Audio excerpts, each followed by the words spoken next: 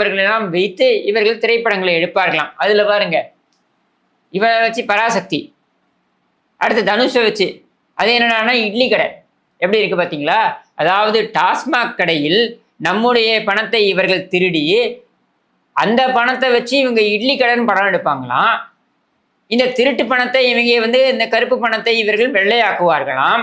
வெள்ளையாக்கி விட்டு நமக்கே பயாஸ்கோப் காண்பித்து அந்த படத்தை இவர்களுடைய ரெட் ஜெயின்ட்டே விநியோகம் செய்யுமாம். எத்தனை திரையரங்கங்களில் அது ஒளிபரப்ப வேண்டும், திரையிடப்பட வேண்டும் என்பதனையும் இந்த உதவாநிதியை முடிவெடுப்பானாம். அதுல வரக்கூடிய பிளாக் டிக்கெட் விற்பனை அதை இவர்களுடைய காவல்துறை கண்டுகொள்ளாதாம். அந்த பிளாக் டிக்கெட்டின் மூலம் வரக்கூடிய வசூலை இவர்கள் குடும்பமே எடுத்துக்கொண்டு போகுமா. எப்படி இருக்கு பார்த்தீங்களா? நம்ம கிட்ட இருந்து டாஸ்மாக் பணத்தை திருடி, டாஸ்மாக் கடையிலிருந்து திருடி இட்லி கடை வரைக்கும் கொண்டு வந்து அந்த இட்லி கடையில் வைத்து வெள்ளையாக்குகின்ற சாமர்த்தியம் இருக்கு பாருங்க. இதுதான் கருணாநிதியுடைய வித்தை. இதற்கு பெயர் தான் கருணாநிதித்தனம்.